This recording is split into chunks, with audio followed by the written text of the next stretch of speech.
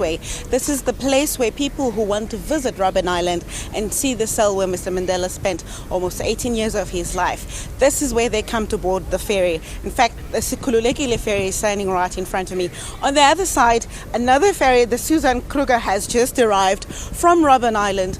It's going to pick up people because there's a memorial service that's going to take place here at the waterfront in honor of Mr. Nelson Mandela. The memorial service is going to start at 7:30 just now. Later in the day, there will be another memorial, the official provincial memorial at the Grand Parade. But you know, whilst we are here at the Nelson Mandela Gateway at the waterfront, I want us to talk to a gentleman who has experienced Robben Island before and after 94. We're joined by Mr. Christo Brandt, who worked at the Robben Island whilst Mr. Mandela was there. Good morning, sir. Tell us a bit about what kind of place Robben Island was when you were there back then. Good morning, ma'am. Robben Island was a place for hardship. We was informed that we're going to look after the biggest criminals in the history of South Africa. And that is where Mandela was being kept for 18 years. When I arrived in Robben Island, he was sleeping in a single cell, still sleeping on the floor, 2 mats and 3 blankets. And they was doing still hard labor on Robben Island. But later it becomes more lighted, and they was transferred 1982 away from Robben Island to Portsmouth prison. In that period when Mr. Mandela was there and you could see the living conditions that he had to put up with, how do you think that affected his spirit? The place was small. If you know, Mandela was a very tall person. The place was very small, but he was worked through it. He didn't complain about a small place. He was made the best out of it, and he was also put his mind, everything on his studies. And even not only for himself, but he would put pressure on younger prisoners to study. Talk us through the experience between a black man, a prisoner, and a white man who works at Robben Island, who has to look after him. What is that interaction like? The interaction with me as a white man look after Mandela, because all our prison warders on Robben Island was white. There was no blacks or no colored prison warders during that time. But he was to have a respect for us. He was a very disciplined person. He had a really big respect for us. He listened to our instructions mostly of the time, and we worked very nice together. What's your fondest memory of the time you were there with Mr. Mandela? My fondest memory is where I see him in his garden, always sitting down on his knees, working in his garden. Also where we take him out for playing soccer. He was just walking and maybe kicking the ball a little bit around. And also where I see him playing tennis during the day with others. They have tennis championships between each other. He was a very good tennis player, but he was a very humble person. A person which was really down to earth.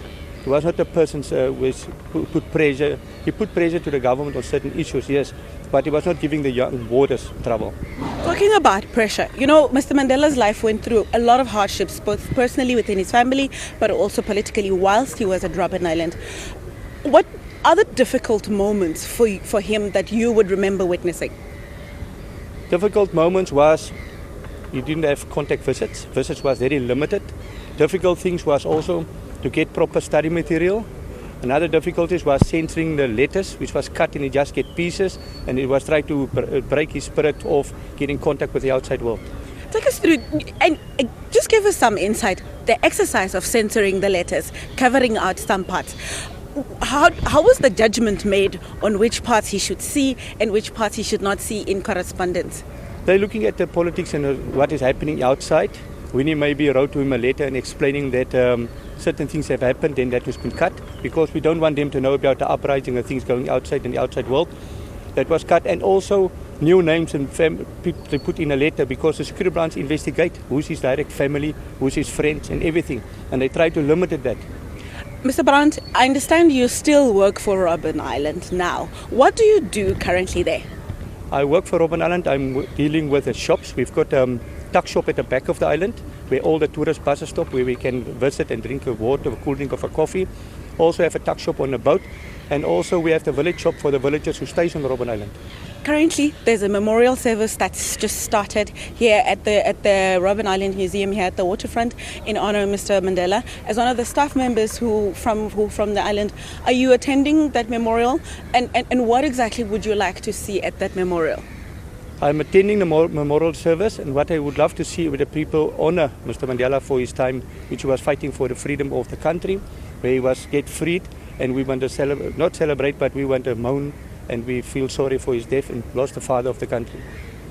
Well, Mr. Brandt, thank you very much for talking to us. That's Mr. Christo Brandt, who worked as a prison warden at Robben Island, who is still with the institution now, going forward with it in the near future. We'll bring you more of the activities happening here in Cape Town, including the memorial that's taking place here.